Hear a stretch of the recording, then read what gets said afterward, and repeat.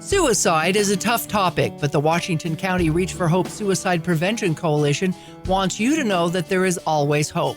We are a caring community reaching out to provide compassion and hope for a community free of suicide.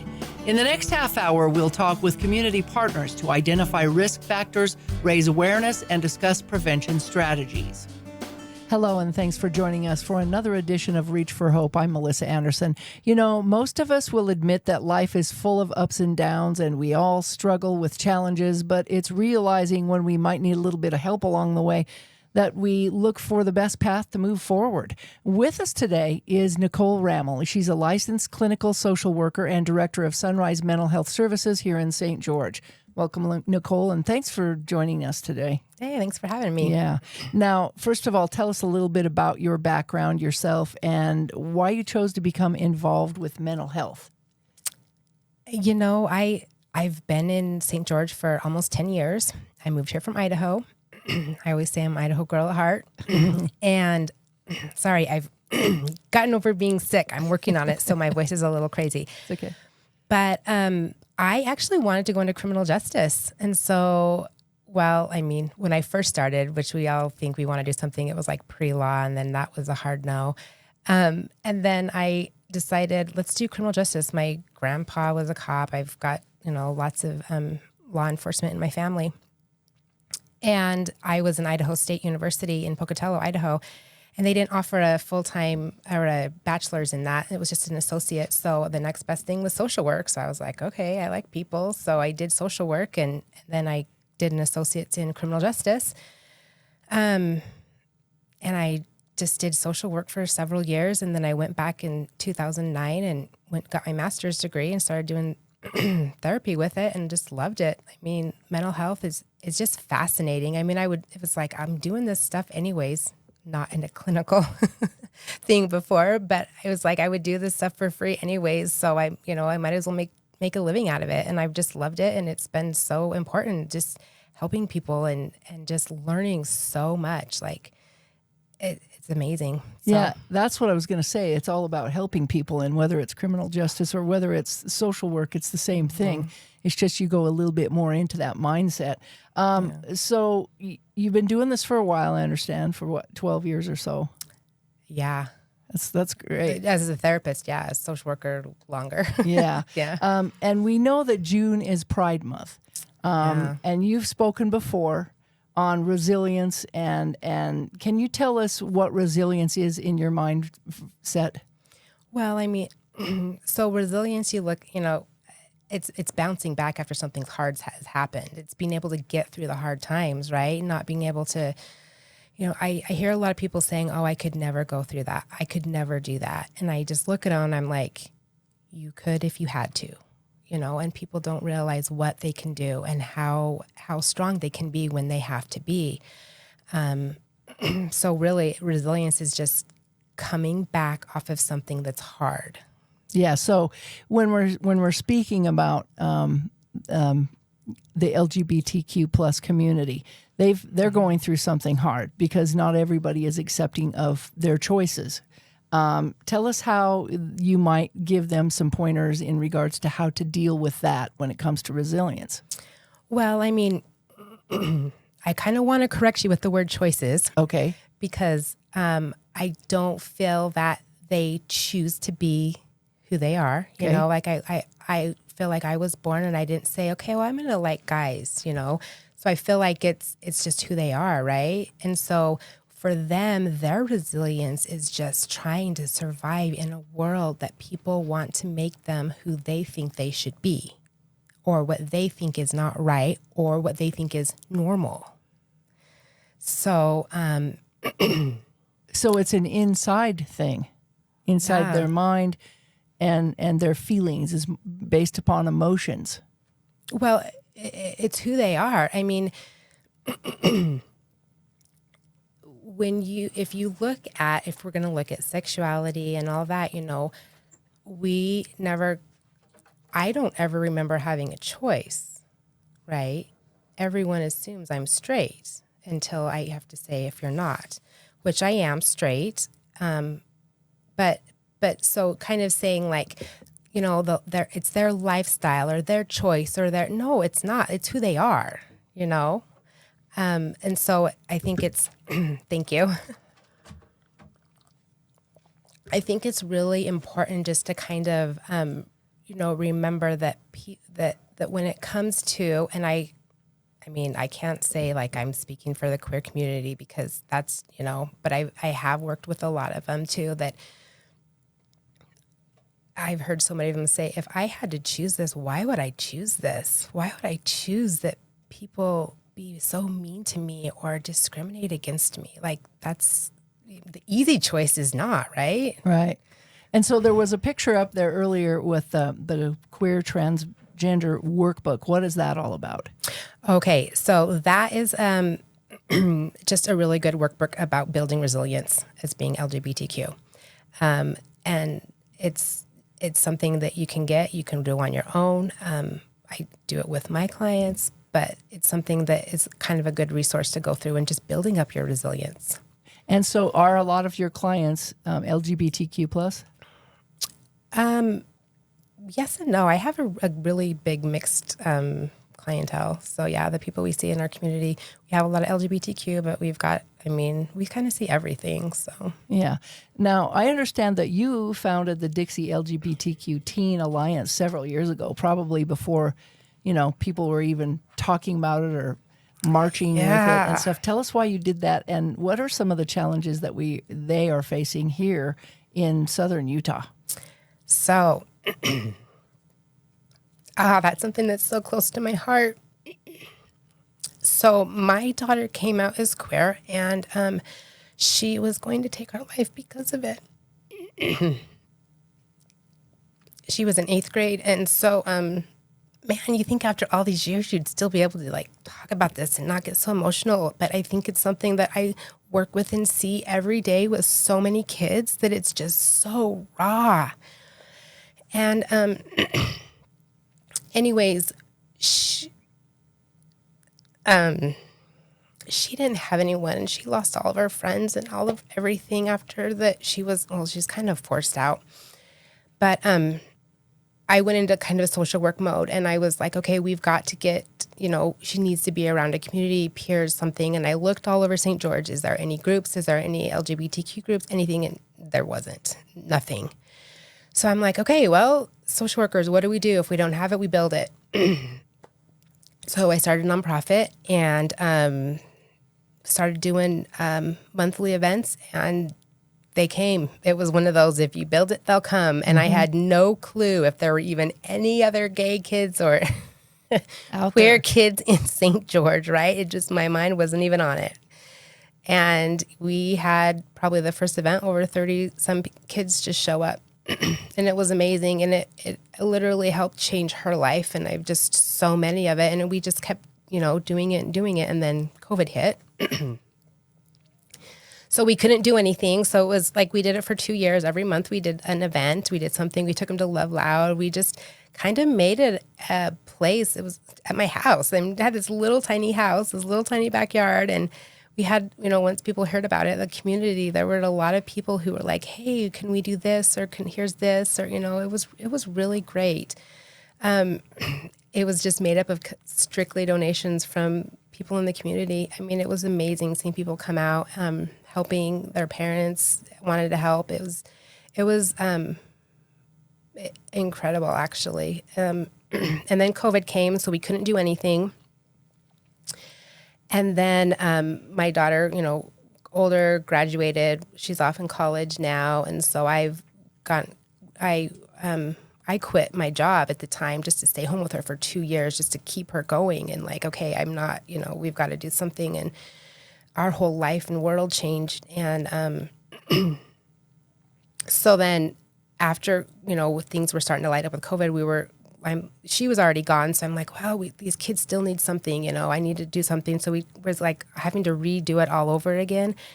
And Encircle House came, and it was like, okay, we have something. Let's pass the torch over to them. And they're amazing, amazing. So they kind of replaced what you had. So that was going to be my next question. Is it still up and running? But I know Encircle has been a really huge help and support in this community.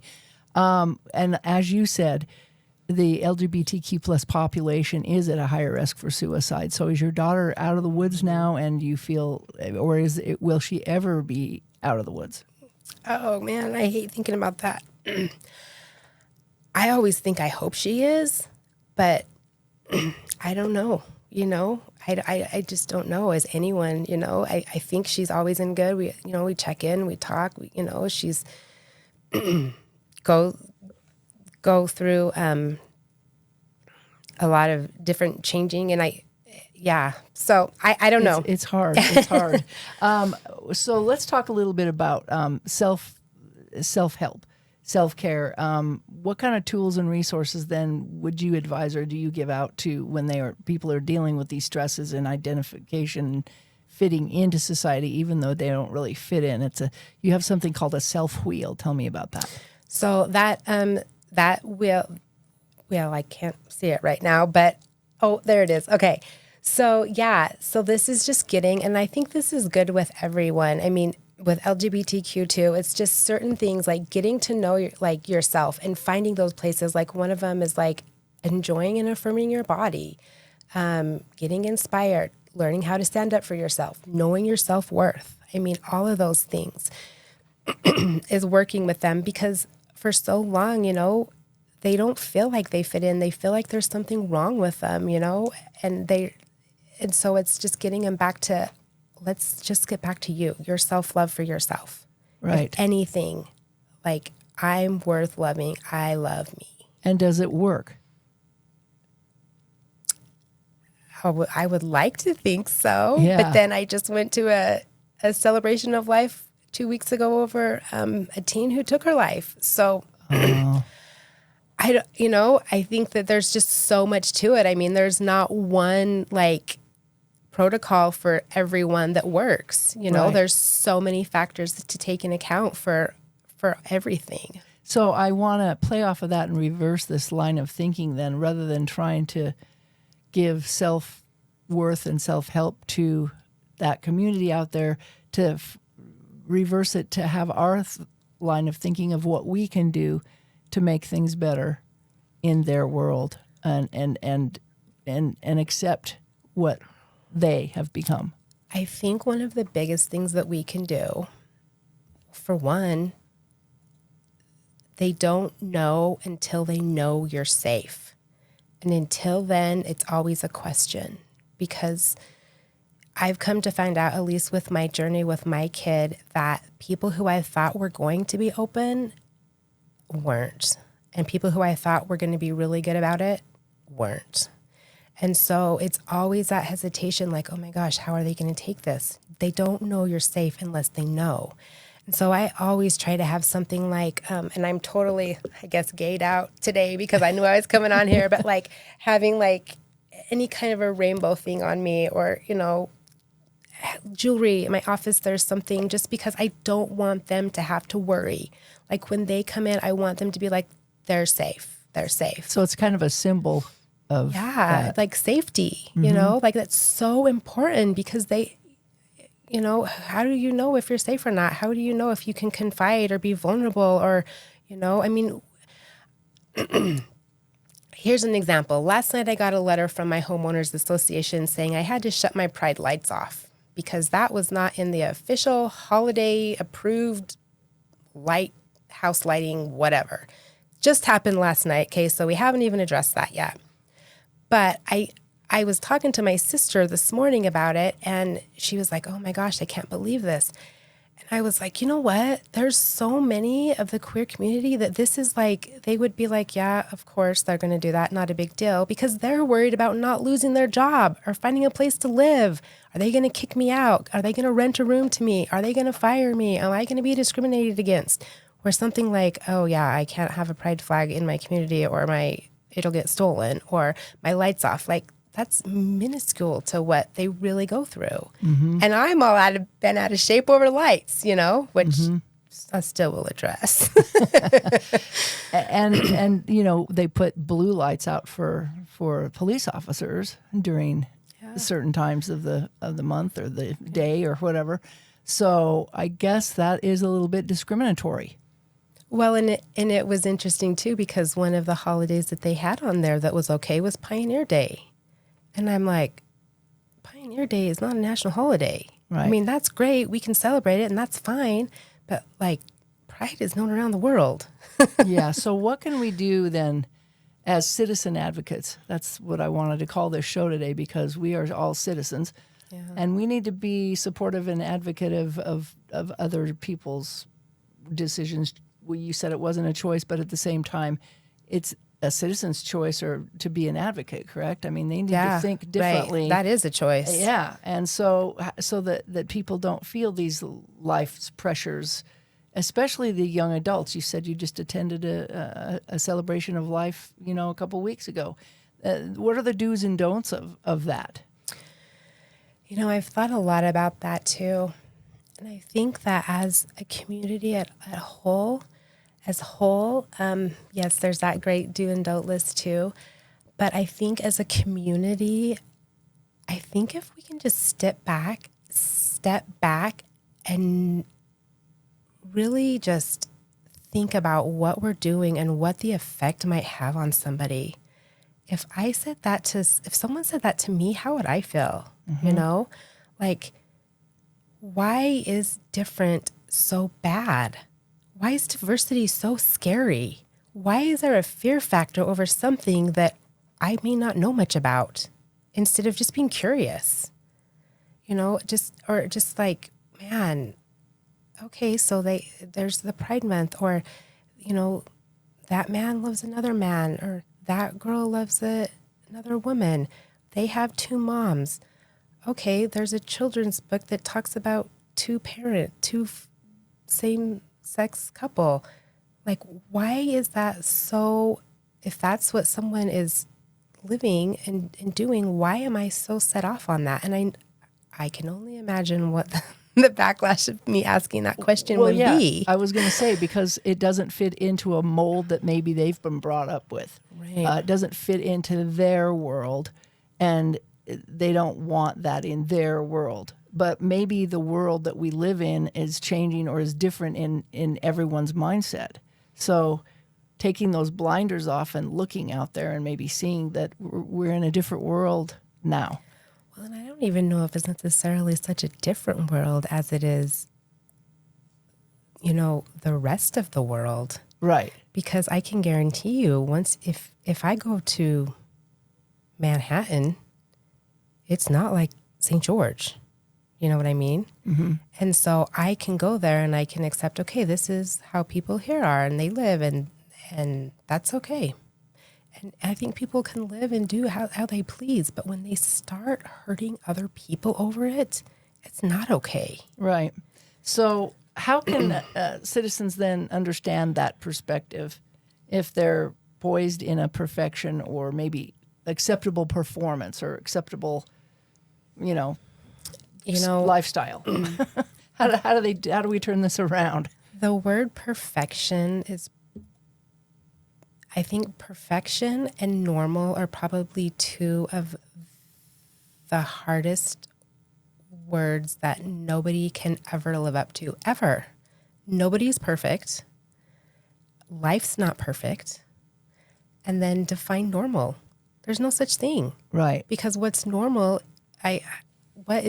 to one person isn't to another. Right. And we just saw something up that talked about us being a strong ally. Yeah. How can we do that? How can we learn that lesson? Like I said, I think, standing up for, if you're seeing someone getting harassed, I think some of the thing too now is we'll get to the point where we see someone that has maybe a bright blue hair, and we're like, oh my gosh, they must be bad, or instead just be like, I like your hair, and you can see people just soften, smile, lighten, like doing some self in the work inside of you. Like, why do I feel this way? Critical thinking, I think, is going to be huge, because a lot of, at least my life, I was told how to think, feel, believe, do, eat, dress, everything. And it was like, you have to do this or else. And instead, it's like, try to challenge things. Why? Mm-hmm.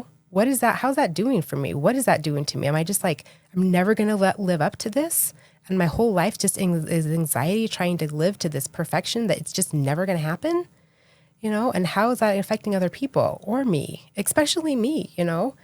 So I think as far as with other people in general, and the other question too is ask questions, get curious, ask people.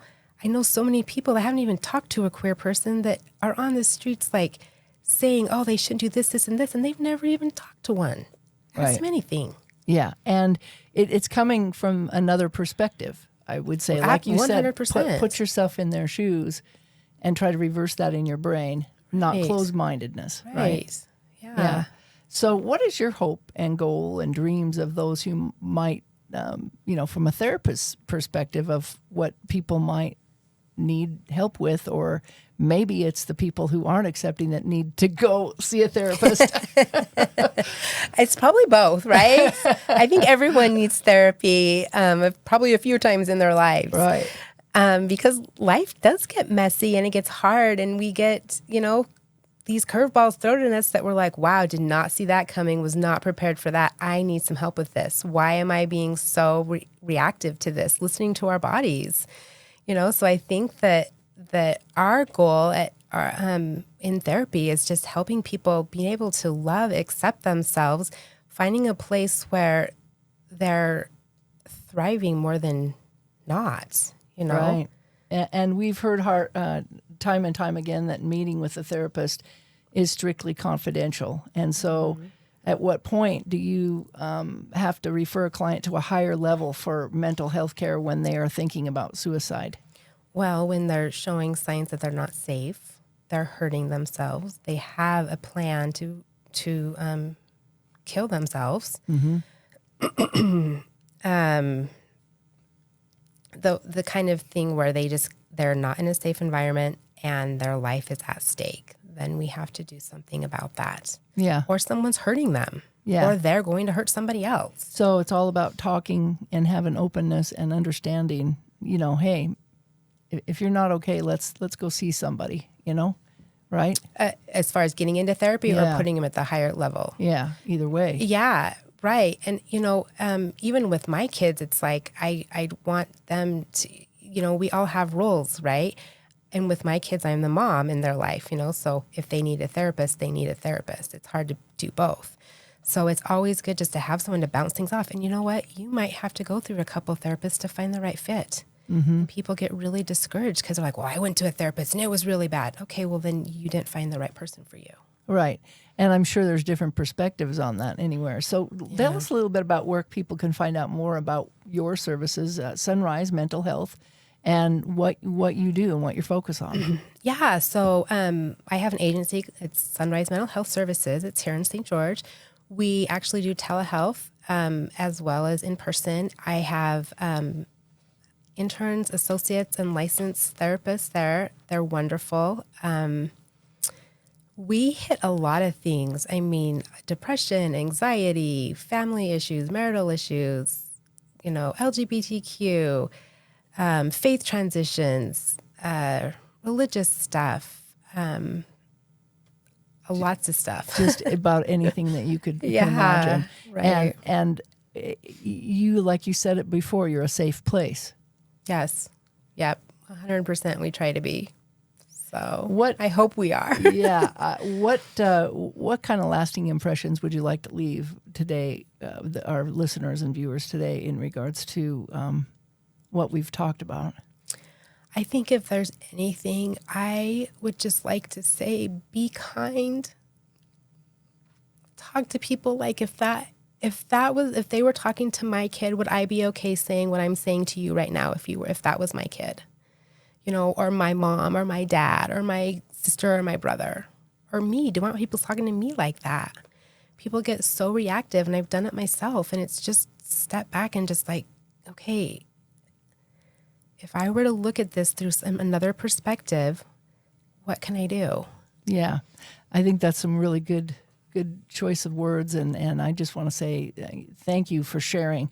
I'm sure this wasn't an easy time for you to talk about your family, but I really appreciate it and appreciate being on the show, showing that resilience and the help for other people, because that's what we need to do, is talk about this and be more open-minded. And so I just appreciate what you do. Well, thank you. And thank you for doing this. There's a lot of people in our community that are fearful to take up this subject. So thank you. Yeah.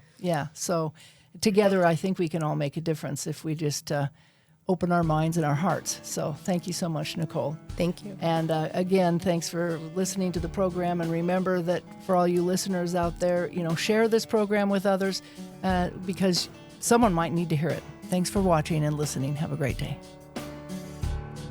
The Reach for Hope Coalition wants you to know that we care about you and we are here to help. If you or someone you know is thinking about suicide, reach out. You're not alone. To access resources for yourself or others, visit our webpage at reachforhopeutah.org. That's reach4hopeutah.org. If you are experiencing a crisis, please call or text the Suicide Crisis Lifeline at 988, because you matter and there is always hope.